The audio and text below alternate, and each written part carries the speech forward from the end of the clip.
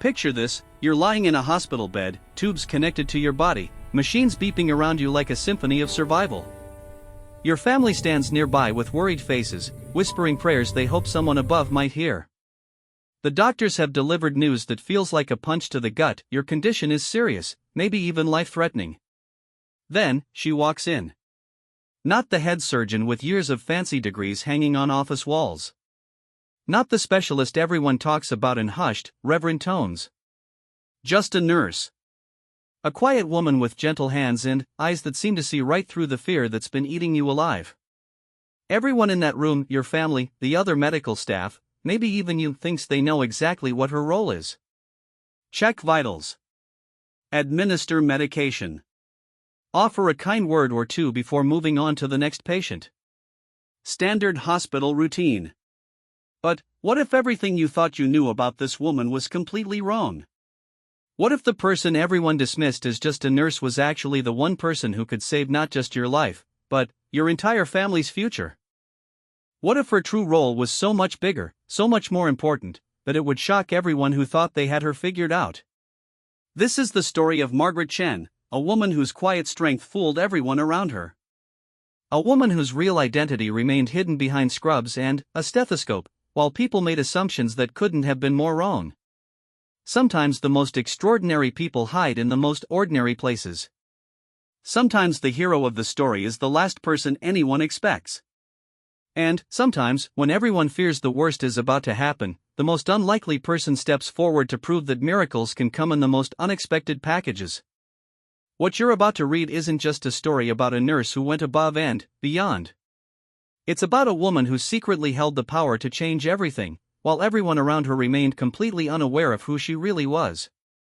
It's about how wrong assumptions can be, and how the truth, when it finally comes to light, can be more incredible than anyone could have imagined.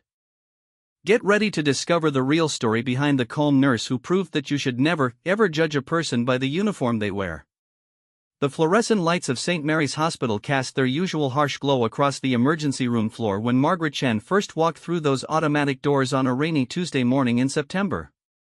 She carried herself with the kind of quiet confidence that most people barely noticed, her dark hair pulled back in a simple ponytail, her plain scrubs freshly pressed and spotless.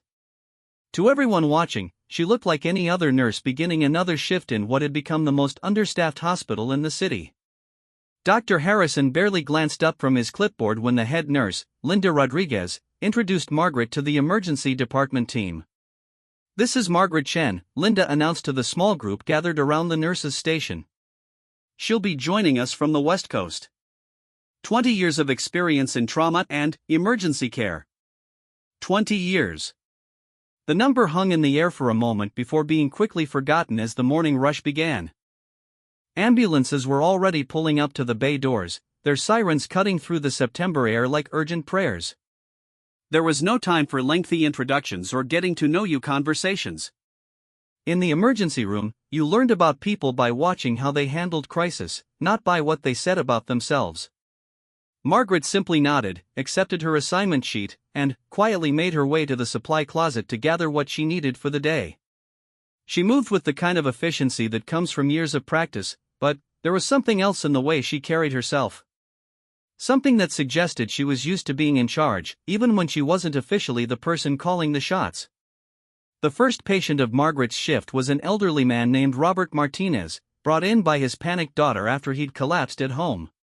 His face was pale, his breathing shallow, and the fear in his daughter's eyes told the story of a family suddenly faced with the possibility of losing someone they loved. Dr. Harrison rushed through his examination, ordering tests and medications with the kind of rapid-fire efficiency that emergency rooms demanded. "Looks like a possible heart attack," Dr. Harrison announced to Margaret, already moving on to the next patient. "Get him started on the standard protocol. I'll be back to check on him in 20 minutes. Margaret nodded and approached Robert's bedside. His daughter, Maria, was clutching his hand like it was the only thing keeping her from falling apart completely. "Is he going to be okay?" Maria asked, her voice barely above a whisper. The doctor seemed so busy, and Dad's never been sick like this before. Instead of giving the standard reassuring response that most nurses offered in these situations, Margaret pulled up a chair beside the bed and sat down. This simple act surprised both Maria and Robert, who had expected her to remain standing, to keep moving, to treat him like just another case in a long day of medical emergencies. "Mr. Martinez," Margaret said, her voice calm and steady, "I'm going to be completely honest with you about what's happening and what we're going to do about it. You're having what appears to be a mild heart attack, but you got here quickly, which is excellent news. The next few hours are going to be crucial, but there are things we can do to help your heart recover." She turned to Maria, including her in the conversation rather than talking around her. "Your quick thinking in bringing him here probably saved his life. Now I need you to help me help him. Can you tell me about any medications he takes? Any allergies? Any other health problems he's been dealing with?" As Maria provided the information, Margaret listened with the kind of focused attention that made both father and daughter feel like they were the only patients in the entire hospital. She asked follow-up questions that seemed to come from genuine care rather than just medical necessity. When Robert winced in pain, she immediately adjusted his position and checked his monitors, explaining each step so that both he and his daughter understood what was happening. What neither Robert nor Maria realized was that Margaret's calm questions were actually revealing crucial information that Dr. Harrison's quick examination had missed. Robert mentioned that he'd been feeling unusually tired for the past few weeks, but had attributed it to his new job at a chemical plant. He also mentioned that his ankles had been swelling, something he'd dismissed as a sign of getting older. Margaret's expression didn't change, but, internally, her mind was working through possibilities that went far beyond a simple heart attack. The combination of fatigue, ankle swelling, and his new job at a chemical plant created a pattern that most emergency room staff might not catch during a busy shift. But Margaret wasn't most emergency room staff, though nobody in the hospital knew that yet. She excused herself and walked back to the nurse's station, where Dr. Harrison was reviewing test results for another patient. "Doctor," she said quietly, "I think we might want to consider additional testing for Mr. Martinez." Dr. Harrison looked up, slightly annoyed at the interruption. In his experience, new nurses often worried too much, ordering unnecessary tests that ate up time and resources the emergency room couldn't spare. "His EKG shows classic signs of a heart attack," he said. "We're already running the standard cardiac panel. What else do you think we need?" "He mentioned he's been working at a chemical plant for the past few weeks," Margaret replied calmly. "Combined with the fatigue and ankle swelling he described, I'm wondering if we should test for heavy metal poisoning. Lead exposure can sometimes present symptoms that mimic cardiac events." Dr. Harrison paused his writing and looked at Margaret more carefully. It was an unusual suggestion, one that showed a level of diagnostic thinking that went beyond typical nursing responsibilities. Lead poisoning wasn't something that crossed most people's minds in emergency medicine, especially when a patient was presenting with what appeared to be straightforward cardiac symptoms. "That's actually not a bad thought," Dr. Harrison admitted, though his tone suggested surprise that a nurse had made the connection. "Run the additional blood work. Can't hurt to be thorough." Margaret nodded and returned to Robert's bedside to explain that they were going to run a few more tests, just to be completely sure they understood what was happening. Maria looked worried about the additional procedures, but Margaret's calm explanation helped ease her fears. "We want to look at everything," Margaret told them. Sometimes the obvious answer is the right one, but sometimes there are other factors involved. Better to know for certain. As the morning progressed, Margaret moved between patients with the same quiet efficiency she'd shown with Robert Martinez. A mother brought her teenage son in with what appeared to be a broken arm from a skateboarding accident. A construction worker arrived with a deep cut from a power tool that had slipped. An elderly woman came in complaining of dizziness and confusion. With each patient, Margaret demonstrated the same pattern of careful attention and thorough questioning. She sat down when others remained standing. She listened when others moved quickly from task to task. She asked follow-up questions that revealed important details about symptoms and circumstances that might otherwise have been overlooked. The other nurses began to notice. Linda Rodriguez found herself pausing to watch Margaret work, impressed by the way she seemed to put patients at ease while still maintaining professional efficiency. Even Dr. Harrison, despite his initial reluctance to take suggestions from a new nurse, found himself paying closer attention to Margaret's observations. Around noon, the lab results came back for Robert Martinez. Dr. Harrison stared at the numbers on his computer screen for a long moment before calling Margaret over to look at them together. "You were right," he said, his voice carrying a mixture of respect and curiosity. "His lead levels are significantly elevated. The cardiac symptoms were secondary to heavy metal poisoning." Margaret nodded calmly, as if she'd expected this result all along. "What's our next step for treatment?" she asked. "Chelation therapy," Dr. Harrison replied. "We'll need to admit him and start the process of removing the lead from his system. The good news is that we caught it early, before any permanent damage to his heart or nervous system." They walked back to Robert's bedside together, where Maria was still holding her father's hand and looking anxiously between the monitors and the doorway, waiting for news. Dr. Harrison explained the diagnosis and the treatment plan, but it was Margaret who helped them understand what it really meant. "The chemical plant where your father has been working hasn't been properly controlling lead exposure," she explained to Maria. "This isn't his fault, and it's not something he could have prevented without knowing about the danger. The important thing is that we figured it out, and lead poisoning is something we can treat effectively." Maria's relief was visible, but she also looked confused. "How did you know to test for that?" she asked Margaret. "The doctor said it was unusual to think of lead poisoning when someone comes in with heart problems." Margaret smiled gently. "Sometimes experience teaches you to look beyond the obvious symptoms," she said. "Your father's job history, combined with the specific way his symptoms developed, created a pattern that suggested we should look deeper." What she didn't mention was that her experience went far beyond what anyone in the hospital imagined. Margaret Chen wasn't just a nurse with 20 years of experience in trauma and emergency care. She was a nurse with a medical degree, a specialist in environmental health, and someone who had spent years working in industrial settings where workers were regularly exposed to dangerous chemicals and heavy metals. She also didn't mention that she recognized the name of the chemical plant where Robert worked because she'd been quietly investigating their safety practices for the past 6 months. Or that Robert Martinez wasn't the first person she'd seen with lead poisoning from that particular facility. But those were details that nobody in St. Mary's Hospital needed to know, at least not yet. As Margaret finished her shift that first day, several of her new colleagues approached her with words of appreciation and curiosity. "That was impressive work today," Linda Rodriguez told her. "The way you picked up on the lead poisoning probably saved that man's life. Where did you learn to think diagnostically like that?" Margaret smiled and gathered her things from her locker. "You learn to pay attention to patterns," she said simply. 20 years of seeing patients teaches you that things aren't always what they seem at first glance. Dr. Harrison also stopped by before leaving. "I wanted to thank you for pushing for those additional tests," he said. "I've been doing emergency medicine for 15 years, and I would have missed that diagnosis completely. You clearly have more experience with occupational health issues than most nurses I've worked with." "Everyone brings different strengths to the team," Margaret replied diplomatically. "I'm looking forward to learning how things work here at St. Mary's."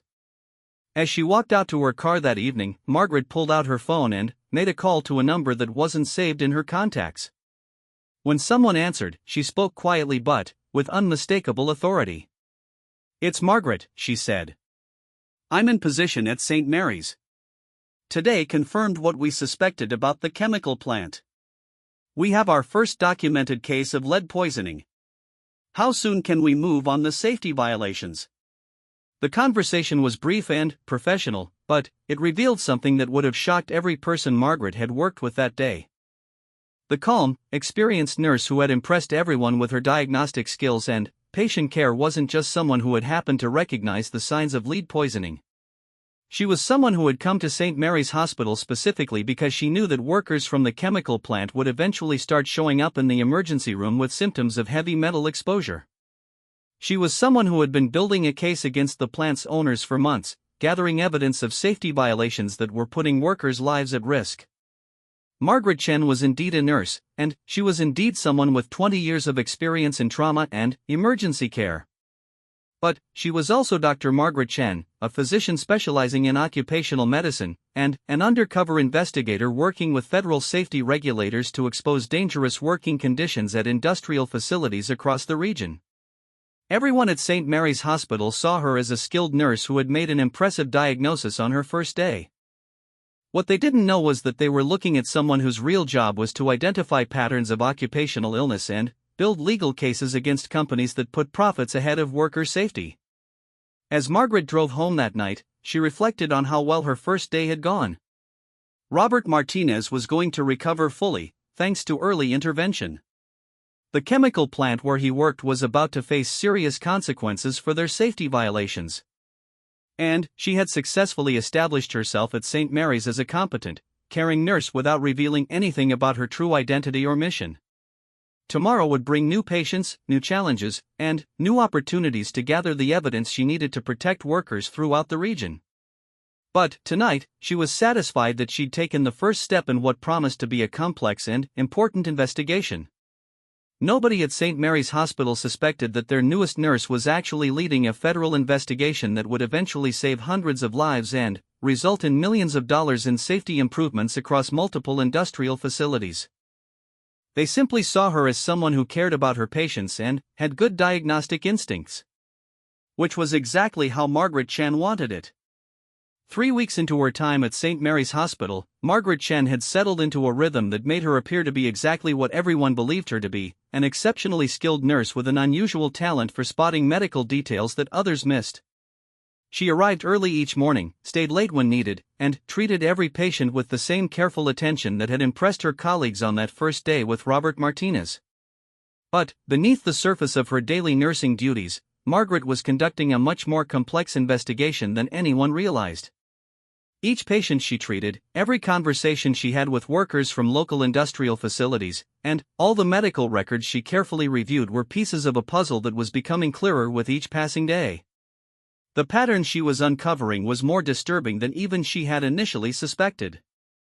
On a Thursday morning in early October, Margaret was assigned to treat a young woman named Sophia Restrepo who had been brought to the emergency room by her supervisor from the textile factory where she worked. Sophia was experiencing severe abdominal pain, nausea, and confusion that had developed over the course of several weeks.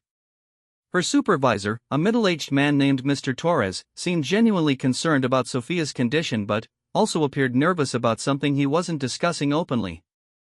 Dr. Harrison's initial examination suggested food poisoning or perhaps a stomach flu that had persisted longer than usual. He ordered standard blood work and prepared to prescribe medication for Sophia's symptoms, but Margaret's questions during intake revealed information that made her think the situation was more complicated than it appeared. "Sophia," Margaret said, sitting beside the young woman's bed and speaking in fluent Spanish, which surprised both Sophia and Mr. Torres. "Can you tell me about your work at the factory? What kind of tasks do you do there?" Sophia looked nervously at her supervisor before answering. "I work in the dyeing section," she said quietly. "We use different chemicals to color the fabrics. It's been very busy lately, so I've been working extra shifts." Margaret nodded and continued her questions, but she noticed that Mr. Torres seemed uncomfortable with the direction of the conversation. "Have you been provided with protective equipment for working with the dyes?" she asked Sophia. "Gloves, masks, ventilation?" "Some," Sophia replied, but her hesitation suggested there was more to the story. "The masks are supposed to be changed regularly, but sometimes when we're really busy." Mr. Torres interrupted. "We follow all safety regulations," he said quickly. "Sophia probably just has a stomach bug that's going around." Margaret maintained her calm, professional demeanor, but she was already forming suspicions about Sophia's condition that went far beyond food poisoning. The combination of abdominal pain, neurological symptoms, and exposure to textile dyes suggested possible heavy metal poisoning, similar to what she'd seen with Robert Martinez but from a different industrial source. She excused herself to speak privately with Dr. Harrison about additional testing. "I'd like to run a comprehensive toxicology panel," she told him. "Her symptoms, combined with occupational exposure to textile dyes, make me wonder about chemical poisoning." Dr. Harrison looked at her with growing respect. 3 weeks earlier, he'd been skeptical when Margaret had suggested testing Robert Martinez for lead poisoning. Now, having seen her diagnostic instincts prove correct multiple times, he was more inclined to trust her judgment. You think the textile factory is exposing workers to dangerous chemicals? It's possible, Margaret replied carefully. Some textile dyes contain heavy metals like chromium or cadmium. If the factory isn't following proper safety protocols, workers could be at risk for chronic exposure. The toxicology tests confirmed Margaret's suspicions. Sophia's blood showed elevated levels of chromium, indicating prolonged exposure to hexavalent chromium, a known carcinogen commonly used in textile processing. The level of exposure was serious enough to require immediate treatment and could result in permanent health problems if left untreated. When Dr. Harrison delivered the diagnosis to Sophia and Mr. Torres, the supervisor's reaction was telling. Instead of shock or concern, he seemed primarily worried about the implications for the factory. "Are you sure about these test results?" he asked repeatedly. "Could there be some other explanation for the chromium in her blood?" Margaret watched this interaction carefully, noting that Mr. Torres's questions suggested he might have some knowledge about chromium exposure at the factory.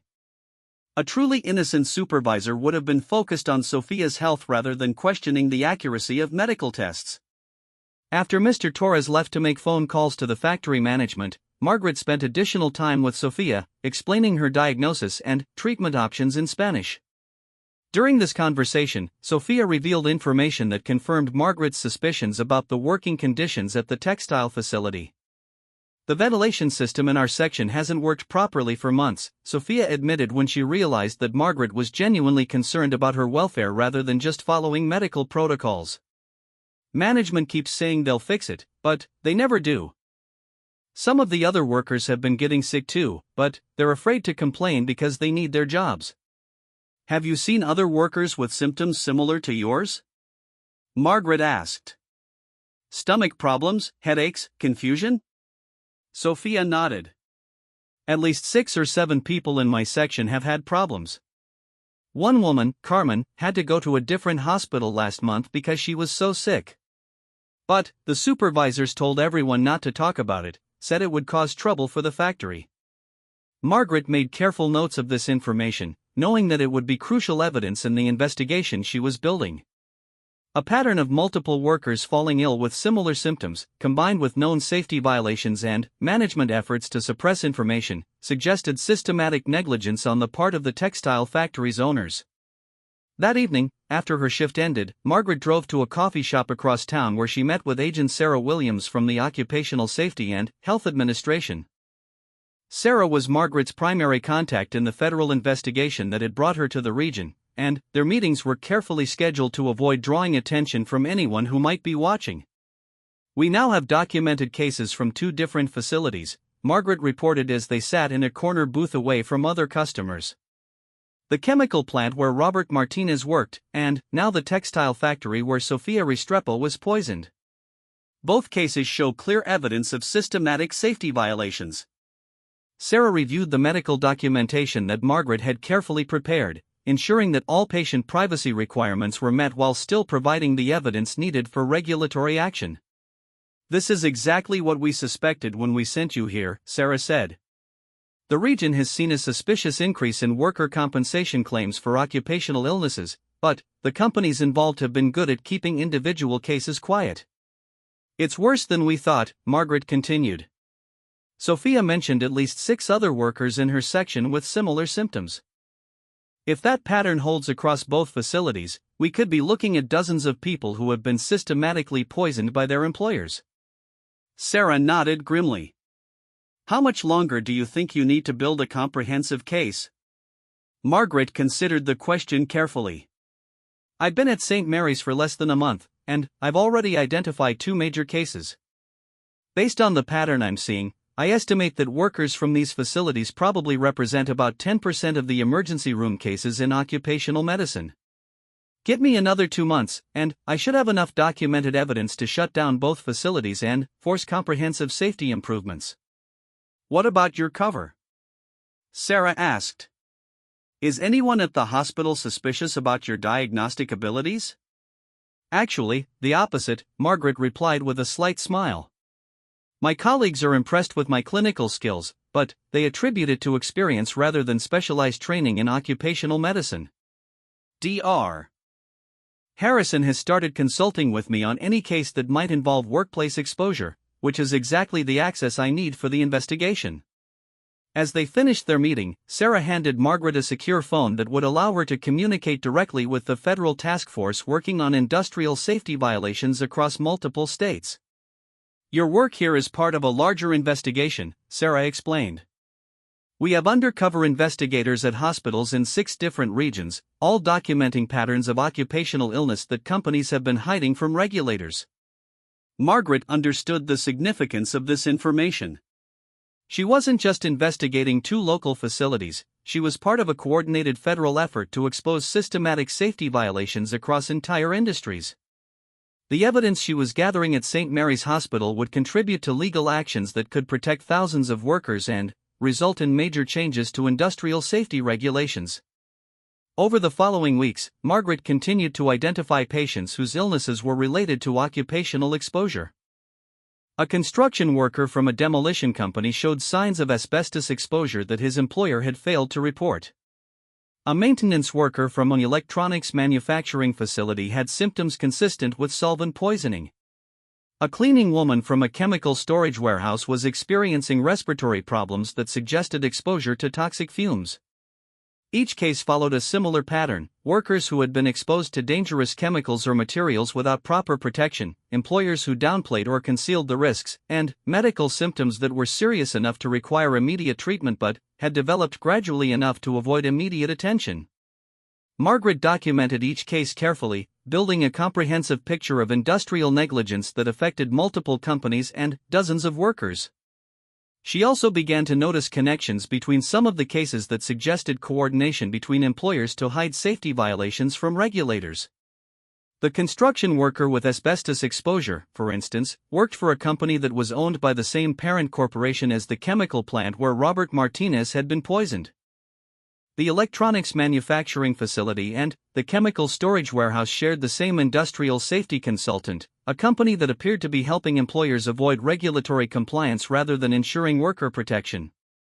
What Margaret was uncovering wasn't just a series of isolated safety violations. It was evidence of a systematic effort by multiple companies to prioritize profits over worker safety, supported by consultants and contractors who helped conceal dangerous working conditions from both workers and regulators. As October turned into November, Margaret's reputation at St. Mary's Hospital continued to grow. Her colleagues had come to rely on her expertise in diagnosing occupational illnesses, and Dr. Harrison had begun referring complex cases to her before even completing his initial examinations. Linda Rodriguez had started scheduling Margaret to work during the shifts when industrial workers were most likely to arrive at the emergency room.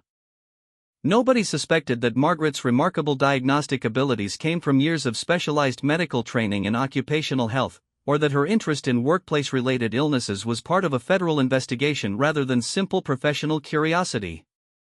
To everyone at St. Mary's, she remained a skilled nurse whose experience had taught her to recognize patterns that others missed. But Margaret knew that her investigation was approaching a critical phase. She had documented enough cases to prove systematic safety violations at multiple facilities, and the federal task force was preparing to take legal action against the companies involved. Soon, her role as an undercover investigator would end, and her true identity would be revealed. The question was whether she could gather enough evidence to ensure that all the responsible parties were held accountable for the workers they had poisoned, and whether the legal actions that followed would be sufficient to prevent other workers from suffering the same fate. As she prepared for another day at St. Mary's Hospital, Margaret reflected on the dozens of patients she had treated whose illnesses could have been prevented if their employers had simply followed existing safety regulations. Each face represented not just a medical case, but a person whose life had been damaged by corporate greed and regulatory negligence. Her work over the past months had proven that the calm nurse everyone trusted was indeed capable of much more than anyone suspected. But the full scope of her true role was still hidden, and the most important part of her mission was yet to come. The emergency alarm at St. Mary's Hospital shattered the quiet of a Tuesday morning in mid-November with an urgency that made everyone in the building stop what they were doing and listen. Margaret Chen was reviewing patient charts at the nurses' station when the first ambulance arrived, followed quickly by two more, their sirens creating a symphony of crisis that echoed through the corridors. Multiple casualties from industrial accident, the radio crackled as paramedics wheeled in the first stretcher. Chemical exposure, unknown substance, at least 12 workers affected. Margaret immediately recognized the address the paramedics gave for the accident location. It was the same textile factory where Sofia Restrepo had been slowly poisoned by chromium exposure just weeks earlier. The facility that Margaret had been quietly investigating as part of her federal case against industrial safety violations. Dr. Harrison took charge of the emergency response, quickly organizing the medical team to handle what appeared to be a mass casualty event. "Margaret," he called out, "I need you to coordinate intake for the chemical exposure cases. Your experience with occupational health makes you the best person to handle this." What Dr. Harrison didn't know was that Margaret's experience went far beyond what he imagined. As the stretchers began arriving, she realized that she was looking at the catastrophic result of the safety violations she had been documenting for months. The systematic negligence she had uncovered through careful investigation had finally resulted in exactly the kind of disaster she had been working to prevent. The first patient was a young man named Carlos Mendez, barely conscious and struggling to breathe. His skin showed signs of severe chemical burns, and his eyes were swollen shut from exposure to whatever substance had caused the accident. The paramedic who brought him in provided what little information they had about the incident. "Explosion in the dying section," the paramedic reported. Some kind of chemical tank ruptured, released fumes throughout the building. Most of the workers got out quickly, but these 12 were closest to the source. Margaret immediately began triaging the patients, but she was also analyzing the situation from her perspective as an undercover investigator. That accident at the textile factory wasn't really an accident at all. It was the inevitable result of the safety violations she had been documenting, the culmination of months or years of corporate negligence that had finally resulted in catastrophic worker injuries. As she worked to stabilize Carlos and the other victims, Margaret's mind was racing through everything she knew about the textile factory. Sofia Restrepo had told her that the ventilation system in the dying section hadn't worked properly for months. The factory had been exposing workers to dangerous chemicals without adequate protection. Management had been suppressing information about worker illnesses to avoid regulatory attention. Now, the combination of defective safety equipment and dangerous chemical storage had resulted in an explosion that had seriously injured 12 people and could have killed dozens more if the timing had been different.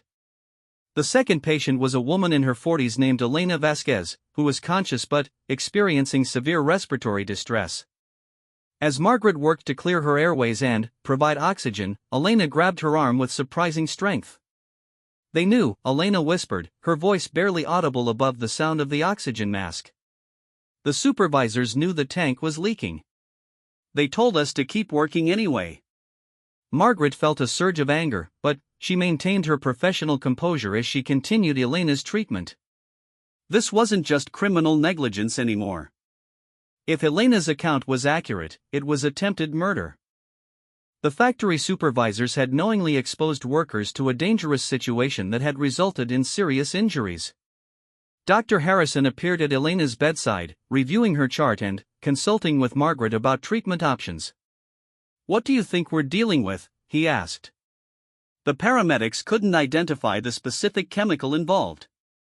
Margaret had already formed her own conclusions based on the symptoms she was seeing and her knowledge of the textile dyeing process. "Based on the respiratory distress and the skin burns, I suspect it was a release of hexavalent chromium compounds," she said. "Possibly combined with sulfuric acid or other industrial solvents used in the dyeing process." "How can you be so specific?" Dr. Harrison asked, impressed once again by Margaret's diagnostic abilities. "The pattern of injuries is consistent with chromium exposure," Margaret replied carefully. "We should run immediate blood tests for heavy metal poisoning and begin chelation therapy for any patients showing elevated chromium levels." What she didn't mention was that she knew exactly what chemicals were used in the textile factory's dyeing process because she had been investigating their safety violations for months. She also didn't mention that she had been expecting something like this to happen, given the systematic negligence she had documented. As the medical team worked to treat the 12 injured workers, Margaret was simultaneously gathering evidence for what she knew would become a major federal case against the textile factory. Every medical record, every patient statement, and every detail about the injuries would become part of a criminal investigation into corporate responsibility for worker safety. Elena Vasquez's statement about supervisors knowing the tank was leaking was particularly important. If factory management had advanced knowledge of the dangerous situation and failed to take action to protect workers, they could face criminal charges in addition to civil liability for the injuries. Margaret made careful notes of Elena's statement and similar accounts from other patients who were conscious enough to provide information. A pattern emerged from their testimonies that painted a clear picture of corporate negligence that went beyond simple safety violations. The chemical tank that had exploded had been showing signs of corrosion for weeks, according to multiple workers. Supervisors had been notified of unusual smells and small leaks in the dyeing section, but had told workers to continue their normal activities. The ventilation system that might have prevented the buildup of dangerous fumes had been broken for months, with repeated promises of repairs that never materialized. Most disturbing of all, several workers reported that they had been specifically instructed not to report safety concerns to outside agencies or discuss working conditions with anyone who wasn't employed by the factory. The systematic effort to suppress information about safety violations had been official company policy, not just the actions of individual supervisors. As Margaret worked through the afternoon treating the injured workers, she was also coordinating with Agent Sarah Williams and the federal task force that had been investigating industrial safety violations. Using the secure phone Sarah had given her, Margaret provided real-time updates about the medical conditions of the victims and the evidence of corporate negligence that was emerging from their statements. "This changes everything," Sarah told Margaret during a brief phone conversation late in the afternoon. Mass casualty events resulting from known safety violations move this from a regulatory case to a criminal investigation. "We're going to need all the medical documentation you can provide, and we'll need formal statements from any workers who are willing to testify." Margaret understood the significance of this development. That accident at the textile factory had provided the federal investigators with exactly the kind of dramatic evidence they needed to pursue criminal charges against the company's management. The months of careful investigation she had conducted would now support a major federal case that could result in prison sentences for corporate executives who had prioritized profits over worker safety. As evening approached, most of the injured workers had been stabilized and admitted to various units throughout the hospital.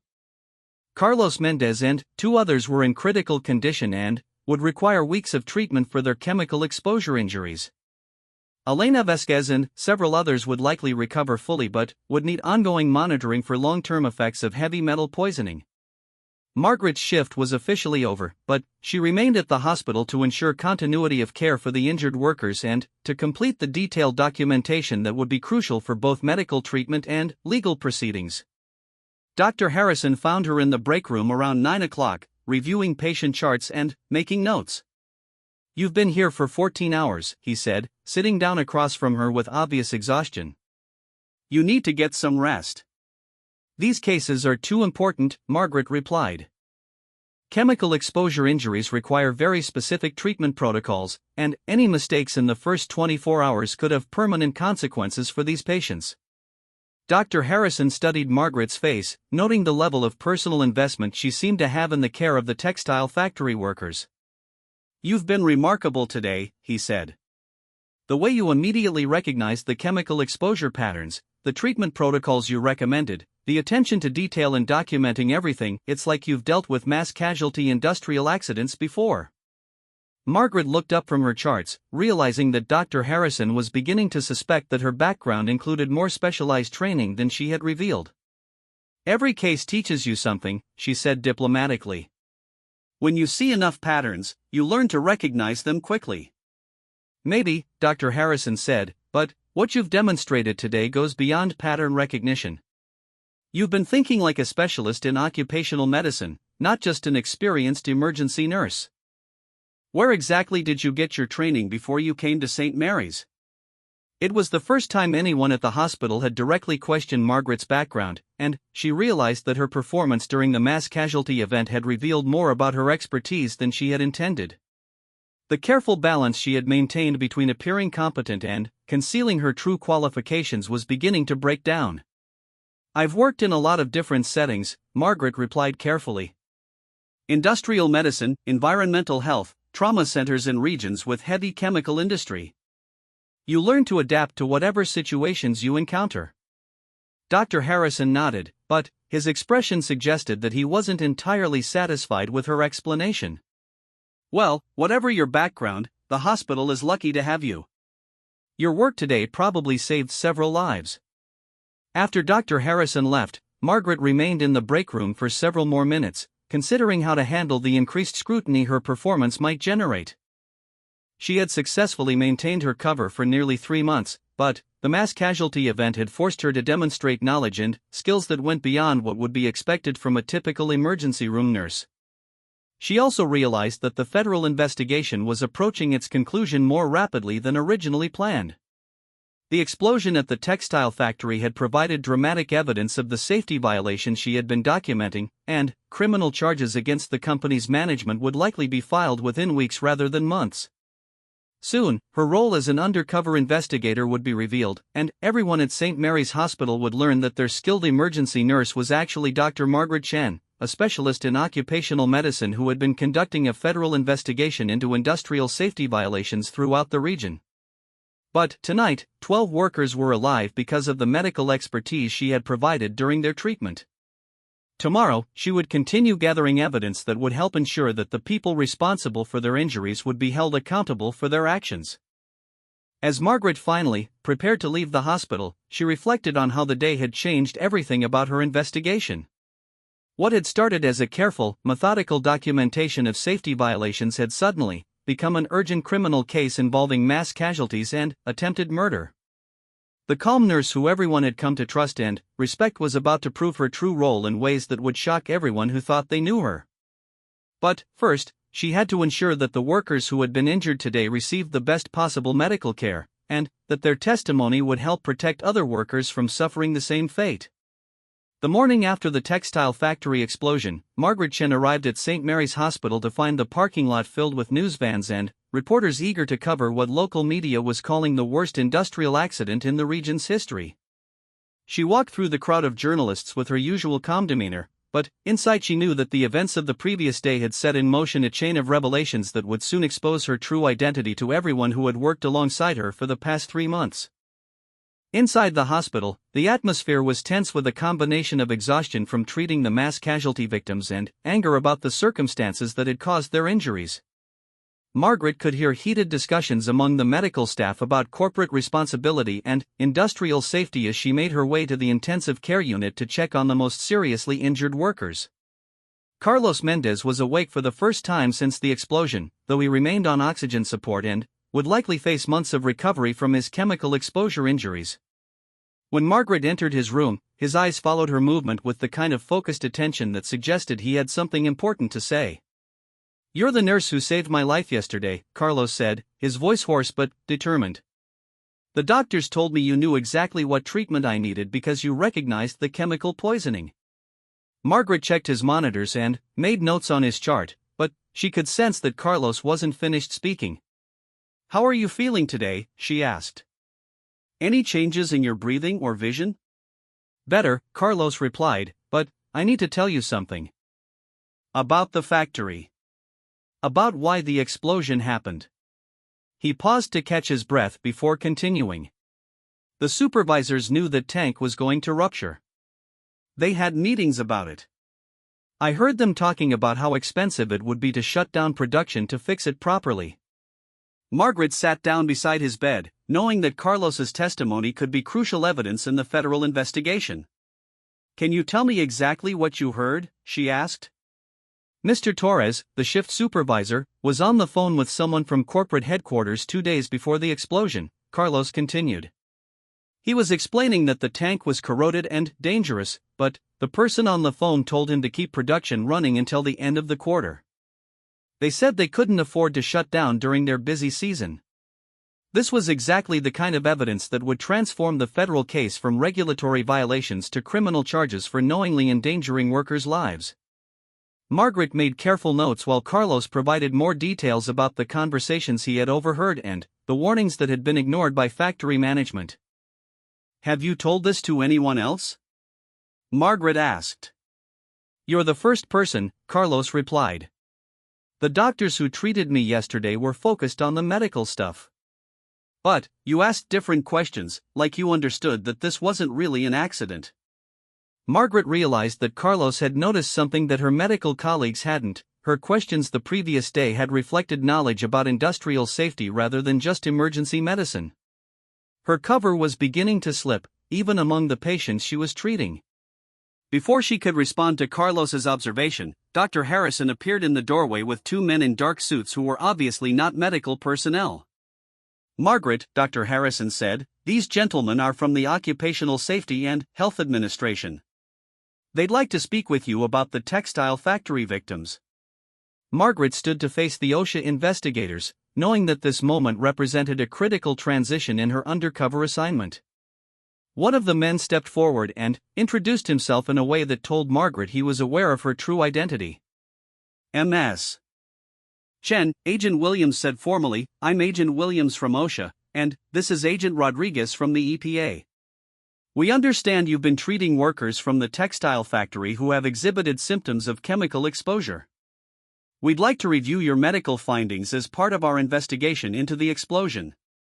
Margaret noticed that Agent Williams had carefully identified her as Ms. Chen rather than Nurse Chen, and had mentioned both OSHA and EPA involvement, which suggested that the federal investigation was expanding beyond what she had originally expected.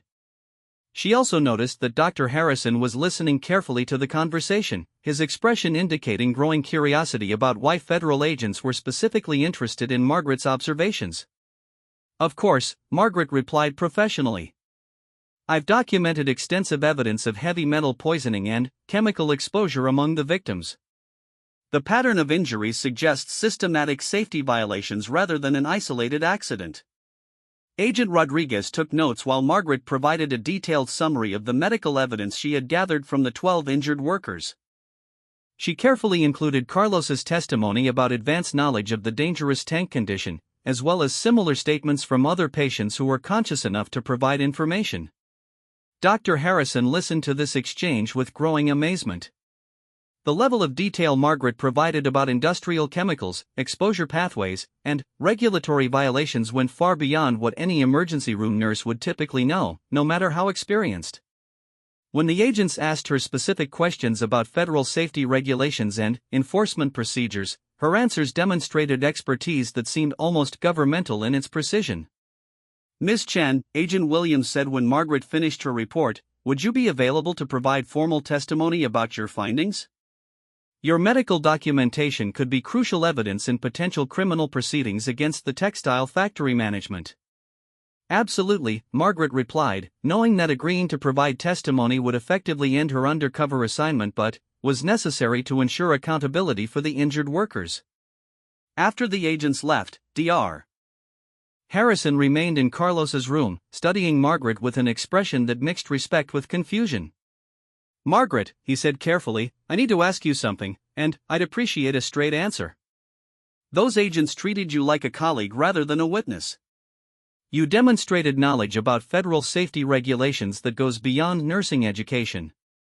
And your diagnostic abilities in occupational medicine are frankly extraordinary." Margaret realized that the moment she had been preparing for throughout her assignment had finally arrived. Her cover was no longer sustainable, and continuing to conceal her true identity would actually interfere with the federal investigation that depended on her expertise and testimony. "You're right to be curious," Margaret said, choosing her words carefully.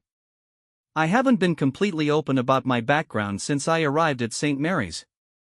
Dr. Harrison waited for her to continue, his expression indicating that he was prepared for whatever revelation was coming. "I am a registered nurse with 20 years of emergency and trauma experience," Margaret continued, "but I'm also Dr.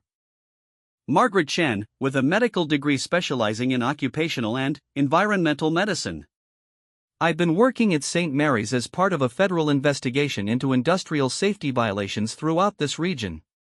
The impact of this revelation was immediately visible on Dr. Harrison's face. "You're a physician," he said slowly. "You've been working undercover as a nurse while conducting a federal investigation." "Yes," Margaret confirmed. The OSHA task force suspected that multiple industrial facilities in this region were systematically violating safety regulations and concealing worker illnesses. They needed someone with medical expertise to document the evidence from inside a hospital where affected workers would seek treatment.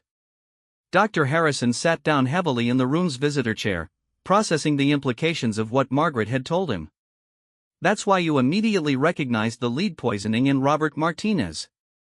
And the chromium exposure in Sofia Restrepo. And why you knew exactly how to treat the mass casualty victims yesterday. You weren't making lucky diagnostic guesses, you were documenting evidence for a federal case." The pattern of occupational illnesses coming into St. Mary's emergency room provided clear evidence of systematic safety violations, Margaret explained. "But yesterday's explosion changed everything. What started as a regulatory investigation is now a criminal case involving attempted murder charges against corporate executives." Carlos Mendez had been listening to this conversation with fascination and growing understanding. "You're not just a nurse," he said to Margaret. "You're some kind of federal investigator. That's why you ask different questions than the other doctors." "I'm both," Margaret replied. "I've been providing genuine medical care to every patient I've treated, but I've also been documenting evidence of the industrial poisoning that caused their illnesses. Your testimony about the supervisor's advanced knowledge of the dangerous tank could help send them to prison for what they did to you and your coworkers." Dr. Harrison stood up and began pacing around the small room, working through the implications of Margaret's revelation. "How many other cases have you documented?" he asked. "Over the past 3 months, I've identified 17 patients whose illnesses were directly caused by occupational exposure to dangerous chemicals," Margaret replied. "The textile factory and the chemical plant where Robert Martinez worked are just 2 of at least 5 facilities that have been systematically poisoning their workers." "And the hospital administration knows about this investigation?" "The hospital administration knows nothing," Margaret said. "Only the federal task force and now you and Carlos are aware of my true identity. The investigation required complete secrecy to avoid alerting the companies that were under scrutiny." Dr. Harrison stopped pacing and looked directly at Margaret. "So when I've been consulting with you about occupational health cases, I've actually been consulting with a specialist physician who knows more about industrial medicine than I do." "Yes," Margaret admitted. "But I want you to know that I've genuinely valued working with you and the entire St. Mary's team. Everyone here has been dedicated to providing excellent patient care, and that's made my job both easier and more meaningful." Carlos interrupted their conversation with a question that reflected his own growing understanding of the situation. "Is this investigation going to shut down the textile factory?" he asked. "Because there are hundreds of people who work there, and most of them need those jobs to support their families." Margaret sat back down beside Carlos's bed, recognizing that this was one of the most difficult aspects of her investigation. "The goal isn't to destroy jobs," she explained. "It's to force these companies to operate safely. The textile factory will likely face significant fines and be required to implement comprehensive safety improvements, but they should be able to continue operating if they comply with regulations." "What about the supervisors who knew the tank was dangerous but told everyone to keep working anyway?" Carlos asked. "They'll face criminal charges," Margaret replied. "The evidence you've provided, combined with testimony from other workers and the medical documentation of your injuries, should be sufficient to prosecute them for knowingly endangering your lives." Dr. Harrison had been quiet during this exchange, but now he spoke with obvious emotion. "I've been practicing emergency medicine for 15 years, he said, and I've treated dozens of workers who came in with symptoms that I attributed to accidents or individual health problems. How many of those cases were actually evidence of systematic poisoning that I missed because I didn't know to look for it?" Margaret understood the weight of Dr. Harrison's question and the guilt he was feeling about potentially overlooked cases. "That's exactly why this investigation was necessary," she said. Individual physicians treating isolated cases can't see the patterns that become obvious when you analyze the data systematically. You weren't missing anything, you were treating the symptoms you could observe without access to the broader context that revealed the underlying cause. But, now that I know what to look for, Dr. Harrison continued, how many other companies in this region are doing the same thing to their workers? That's what we're going to find out, Margaret replied. Yesterday's explosion has accelerated the federal investigation timeline. Within the next few weeks, OSHA and EPA will be conducting simultaneous raids on multiple facilities, and criminal charges will be filed against executives at companies that have been systematically violating safety regulations. The scope of what Margaret was describing was larger than Dr. Harrison had imagined. This isn't just about one or two companies, he realized. You're talking about a coordinated federal operation targeting an entire regional industry. Industrial safety violations have been a persistent problem across multiple industries, Margaret explained. But, the companies involved have gotten very sophisticated about concealing evidence and intimidating workers who might report violations. It required an undercover investigation to gather the evidence needed for effective prosecution. As their conversation continued, Margaret realized that revealing her true identity to Dr. Harrison and Carlos was actually liberating. For 3 months, she had been carefully maintaining a balance between providing excellent medical care and concealing her specialized expertise. Now she could be completely honest about her qualifications and her mission while continuing to care for the patients who needed her help. The investigation that had brought her to St. Mary's Hospital was entering its final phase, but her work as both a physician and a federal agent was far from over. The evidence she had gathered would soon result in criminal prosecutions, regulatory reforms, and safety improvements that would protect thousands of workers throughout the region. But, first, she needed to ensure that Carlos Mendez and the other victims of yesterday's explosion received the best possible medical care and that their courage in providing testimony would lead to justice for the people who had poisoned them. 6 weeks after the textile factory explosion, Margaret Chen stood in the main conference room of St. Mary's Hospital, no longer wearing scrubs but instead dressed in a professional suit that reflected her true identity as Dr. Margaret Chen, lead investigator for the Federal Task Force on Occupational Safety Violations. The room was filled with hospital staff, local officials, representatives from worker advocacy groups, and journalists who had come to hear the final report on what had become the largest industrial safety investigation in the region's history. The transformation in how people looked at Margaret was striking. Dr. Harrison, Linda Rodriguez, and the other medical colleagues who had worked alongside her for months were still adjusting to the reality that their skilled emergency nurse was actually a specialist physician who had been conducting an undercover federal investigation right under their noses. The respect they had always shown for her clinical abilities was now mixed with amazement at the scope of the operation she had been leading. Margaret stepped up to the podium, looking out at the faces of people who had become genuinely important to her over the past several months. Her assignment at St. Mary's had been professional, but the relationship she had formed with patients and colleagues had been authentically meaningful, making this moment both triumphant and bittersweet. 3 months ago, Margaret began, I arrived at St. Mary's Hospital as part of a federal investigation into suspicious patterns of occupational illness throughout this region. What we discovered exceeded our worst expectations about corporate negligence and systematic worker endangerment. She clicked to the first slide of her presentation, which showed a map of the region with red markers indicating the locations of industrial facilities that had been investigated.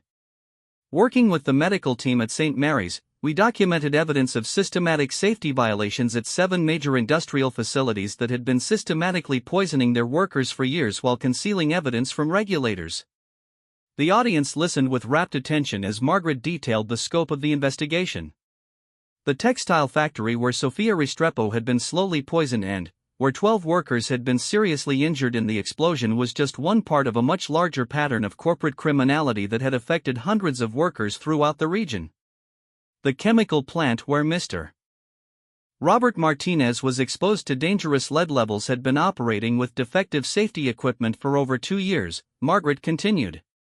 Internal company documents seized during federal raids showed that executives were aware of the lead exposure but chose to continue production rather than shut down for necessary repairs. Margaret clicked to a slide showing photographs of the seized documents, with identifying information redacted to protect the ongoing criminal cases. These documents prove that the lead poisoning of workers was not an accident or oversight, but a deliberate decision by corporate management to prioritize profits over worker safety. Dr. Harrison, who was sitting in the front row, shook his head as he absorbed the full scope of what Margaret had uncovered. During their months working together, he had been impressed by her diagnostic abilities and her dedication to patient care. Now he was learning that every case she had identified was part of a systematic pattern of corporate crime that had been hidden from public view. The explosion at the textile factory on November 15 was not an accident, Margaret continued, her voice carrying the authority of someone who had personally interviewed the victims and reviewed the evidence. Our investigation revealed that factory supervisors had advanced knowledge that the chemical storage tank was corroded and dangerous, but chose to continue production rather than shut down for repairs. She clicked to a slide showing the hospital records from the 12 workers who had been injured in the explosion. The medical evidence clearly showed that these workers suffered severe chemical exposure injuries that could have been prevented if the factory had followed basic safety regulations that have been in place for decades. Margaret paused and looked directly at Carlos Mendez, who was sitting in the audience with several other workers who had provided crucial testimony for the federal investigation. His recovery from the chemical exposure had been remarkable, but he would carry permanent scarring from his injuries for the rest of his life. The courage of workers like Mr. Mendez in providing testimony about the unsafe conditions they faced made it possible for federal prosecutors to file criminal charges against the executives responsible for their injuries, Margaret said. Without their willingness to speak truth to power, these companies would have continued poisoning workers with impunity. Carlos nodded acknowledgement from his seat, but his expression remained serious as he listened to Margaret describe the legal consequences for the people who had nearly killed him and his co-workers. Last week, federal grand juries issued criminal indictments against 23 corporate executives from the 7 companies involved in systematic safety violations, Margaret announced. The charges include conspiracy to endanger worker safety, conspiracy to conceal evidence from federal regulators, and, in the case of the textile factory explosion, attempted murder in connection with knowingly exposing workers to dangerous conditions. The room erupted in surprised murmurs at the announcement of attempted murder charges. Margaret had not previously revealed that the federal investigation had escalated to such serious criminal charges against corporate executives. The attempted murder charges reflect the fact that textile factory management had specific advance knowledge that the chemical storage tank was likely to explode, but chose to continue requiring workers to operate in the dangerous area rather than shut down production, Margaret explained. Under federal law, knowingly exposing workers to life-threatening conditions constitutes attempted murder when serious injuries result. She clicked to a slide showing the sentencing ranges for the various charges that had been filed. Corporate executives found guilty of these charges face prison sentences ranging from 5 to 20 years, plus personal financial liability for all medical expenses and lost wages suffered by affected workers. Margaret then turned to address the broader implications of the investigation for worker safety throughout the region. This investigation has also resulted in comprehensive safety improvements at all 7 facilities involved, she said. Federal regulators have imposed detailed consent agreements that require ongoing monitoring, regular safety inspections, and immediate correction of any violations that are identified. Linda Rodriguez, who had been Margaret's supervisor during her time at St. Mary's, raised her hand to ask a question. Dr. Chen, she said, still adjusting to using Margaret's correct title, how many workers were actually affected by the safety violations you investigated? Margaret had been anticipating this question, knowing that the scope of the worker poisoning was larger than most people realized. Our medical analysis identified 143 workers who suffered documented health problems directly caused by occupational exposure to dangerous chemicals, she replied. However, we estimate that the actual number of affected workers is probably closer to 300, since many people with mild symptoms may not have sought medical treatment. The magnitude of this number shocked even Margaret's former colleagues who had worked with her to treat individual cases. Dr. Harrison realized that the 17 patients Margaret had identified at St. Mary's represented only a small fraction of the workers who had been systematically poisoned by their employers throughout the region. What's being done to help the workers who were injured? Asked a journalist from the local newspaper. All documented victims are receiving full medical treatment paid for by their former employers, Margaret replied. Additionally, a federal compensation fund has been established to provide ongoing healthcare and lost wages for workers who suffered permanent injuries from chemical exposure. She clicked to a slide showing the financial settlements that had been negotiated. The 7 companies involved have agreed to pay a total of $47 million in compensation to affected workers, plus an additional $15 million in federal fines and penalties. Margaret then addressed what she knew was the primary concern of many workers in the audience. I want to emphasize that the goal of this investigation was never to eliminate jobs or shut down local industry, she said. All 7 facilities remain operational under strict federal oversight, and most have actually increased employment as they've implemented proper safety procedures. Carlos Mendez stood up to ask a question. Dr. Chen, he said, what happens now to protect other workers in different industries? How do we know this isn't happening at other companies that haven't been investigated yet? Margaret smiled at the question, recognizing that Carlos understood the broader implications of what they had accomplished. This investigation is part of a coordinated national effort to identify and prosecute systematic safety violations across multiple industries, she explained. Similar undercover operations are being conducted in 6 other regions, and federal regulators are implementing new reporting requirements that will make it much harder for companies to conceal evidence of worker endangerment. She clicked to her final slide, which showed a timeline of regulatory reforms that would be implemented over the coming year.